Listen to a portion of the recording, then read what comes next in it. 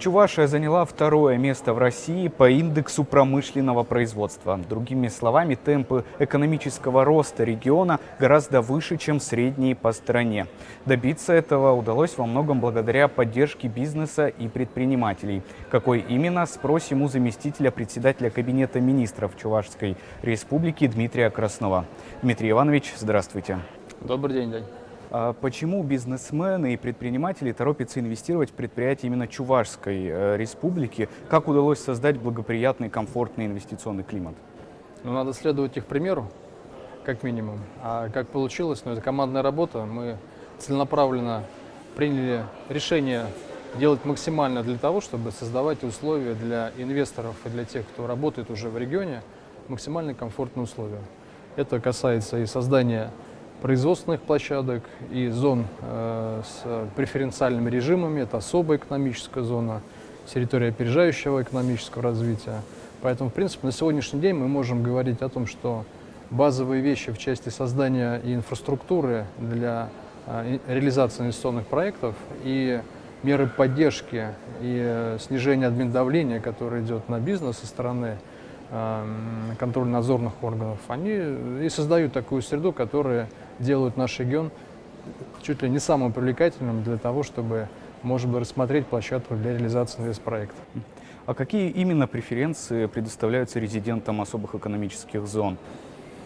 На 49 лет это льготный режим, это и послабление в части налогообложения, налог на прибыль, обнуляются налоги на транспорт, землю и имущество. Есть дополнительные преференциальные режимы, связанные с ТАСЭРом, территорией опережающего развития. Но если говорить только об особой экономической зоне, прежде всего, наверное, это возможность со сниженными налоговыми ставками реализовывать свой проект. Есть экспертное мнение, что реализуешь проект в голом поле, либо в особой экономической зоне, разница плюс-минус 30% от инвестиционных затрат. Как стать резидентом такой зоны? Может ли обычный и средний предприниматель рассчитывать на такое место? Есть определенные требования к резидентам. Для того, чтобы получить статус резидента особой экономической зоны, необходимо пройти эти этапы. Прежде всего, вход по деньгам. Размер инвестиций должен быть не меньше 120 миллионов рублей, причем 40 миллионов в первый год. Поэтому первые 3 года. Поэтому первый ценз по сумме инвестиций. И дальше мы еще рассматриваем варианты с точки зрения эффективности и максимально эффективного использования земельного участка, потому что мы особую экономическую зону, порядка 550 гектаров земли, в том числе, так скажем, оснастили индустриальным парком внутри особой экономической зоны со всей необходимой инфраструктурой. Она будет готова к следующему году. И, по сути, любой инвестор может получить не только земельный участок и статус резидента, но еще и готовую инфраструктуру для своего производства. И сколько таких зон сейчас есть в республике? У нас одна такая зона особо экономическая, их вообще в стране не так много. А территории опережающего социально-экономического? У нас одна территория опережающего развития, это город Канаш, это 3-й по численности город Чувашской республики, моногород. Эта программа действовала еще давно, с 2017 года, поэтому мы усилили с точки зрения, эффекта в плане преференций для инвесторов потенциальных, именно созданием особой экономической зоны. А какие сектора промышленности сейчас в приоритете для республики? В чем больше всего нуждается регион? Вопрос абсолютно верный. Не распыляться на все, что есть, тем более мы понимаем, время такое, что, как говорится, глаза у всех горят и ниши освобождаются.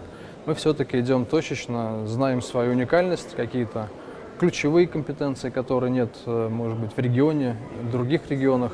Но у нас промышленная политика построена по принципу кластеризации, то есть мы объединяем в кластеры отрасли и создаем такую, пытаемся внутри отраслевую кооперационную цепочку, чтобы мы понимали по всем уровням передела, от сырья до конечного продукта, где можно взять сырье, а может быть внутри региона или в России. А почему мы должны импортировать, если есть возможность найти аналог, цена, качество? Сначала смотрим у себя, потом смотрим в Россию. 9 кластеров создали, 7 из них носят промышленный характер, Два из них уже у нас в реестре, значит, в российском реестре ГИСП, это реестр Минпромторга. Ну и, соответственно, эти кластеры у нас, они рассредоточены по основным промышленным отраслям. Это электротехника, по разным позициям у нас там до 70% рынка России. То есть производство такое довольно-таки объемное, масштабное, занято там десятки тысяч человек, там сотни предприятий, ну вот все занимаются одной тематикой — электротехника. Химическая отрасль сильная, тракторостроение, есть кластер, но мы его называем так, дверной кластер, но официальное название его производители для обеспечения помещений, ПИКОП называется. То есть это все, что связано с дверями, окнами, оборудованием для дома. Каждая 15-я дверь в стране вот родом из Чувашии, можно сказать. Есть уникальный кластер производства кухонного оборудования, специального оборудования. Ну, можно сказать, единственное производство, все эти там печи, какие-то мойки, не знаю, там, в общем, все, что мы раньше тащили из-за рубежа, в основном итальянское, ну вот мы в стране теперь единственный производитель вот этого оборудования.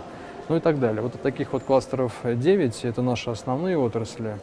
Машиностроение плюс электротехника в целом нам дает где-то порядка 54% всей промышленности. Ну а доля промышленности в экономике Чувашии — это почти треть экономики промышленность, поэтому, конечно, это существенно. И мы туда выделяем и средства, и ресурсы. За последние 2 года господдержка промышленности Чувашской Республики, предприятий, увеличилась в 21 раз. В 21.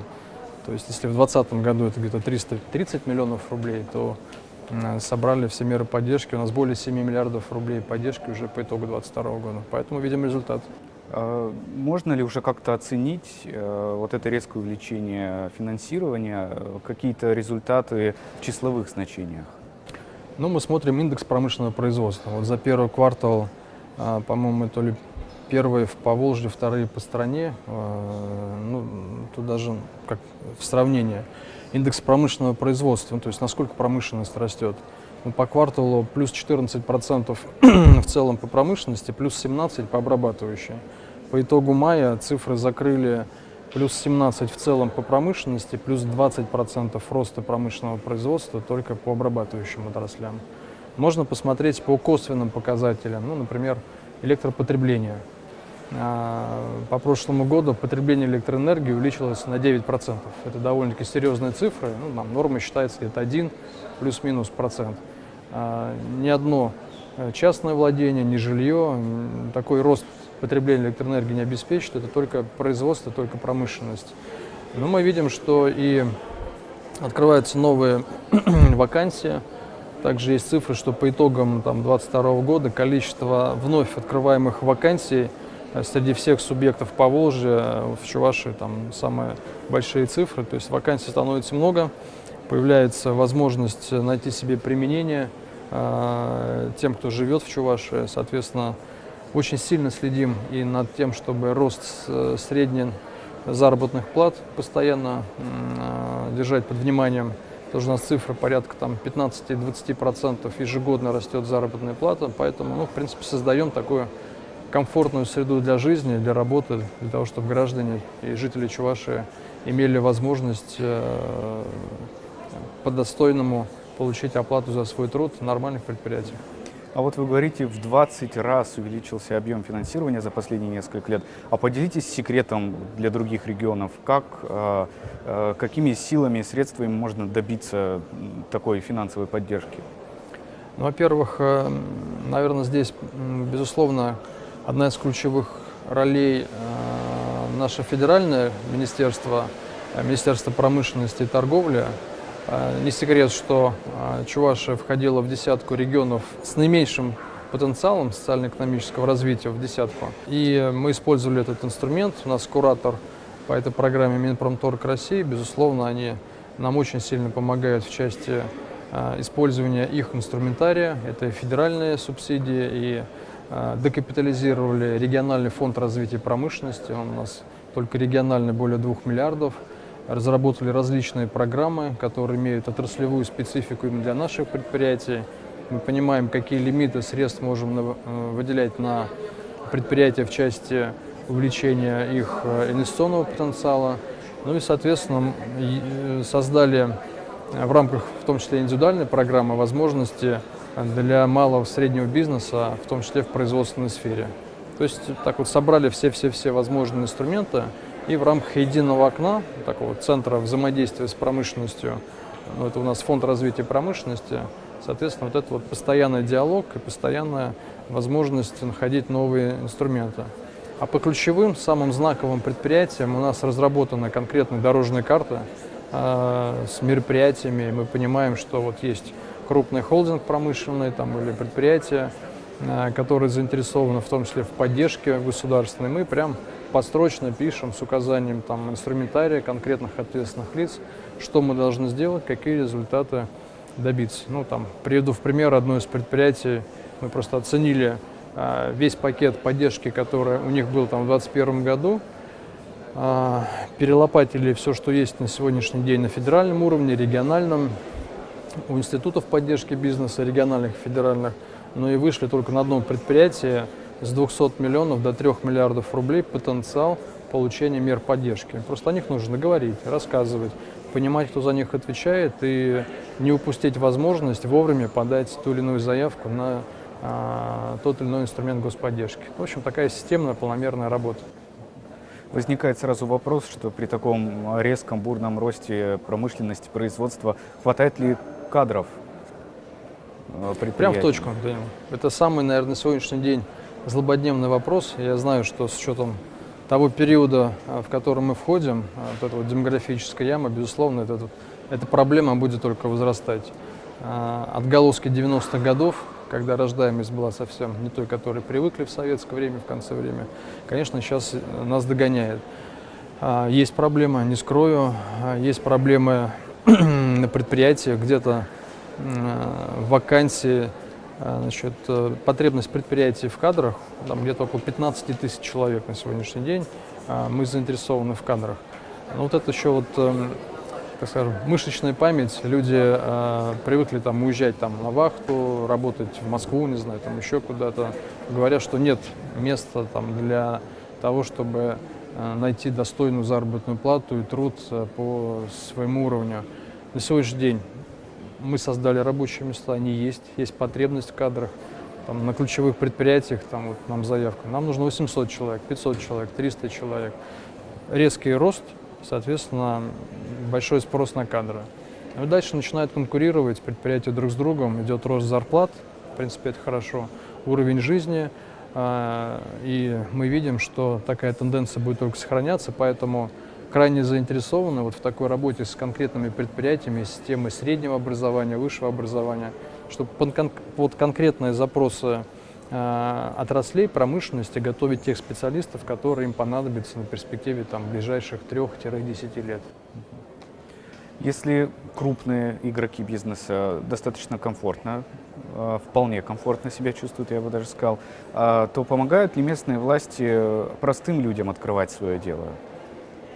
Ну да, для этого мы создали в рамках там, единого окна центр «Мой бизнес». У нас действительно единый центр, собрали с разных там, локаций территориальных в одно здание, под одну, так скажем, экосистему, когда человек там, только начинающий, либо, не знаю, задумывающийся о том, чтобы стать предпринимателем, получает всю необходимую информацию в одном месте, в режиме тоже одного окна. Его проконсультируют в целом по треку начинающего предпринимателя, скажут, слушай, вот если ты хочешь стать предпринимателем, давай мы с тобой поговорим, какие есть там инструменты, меры поддержки, может тебе нужно сначала поучиться, вот сюда.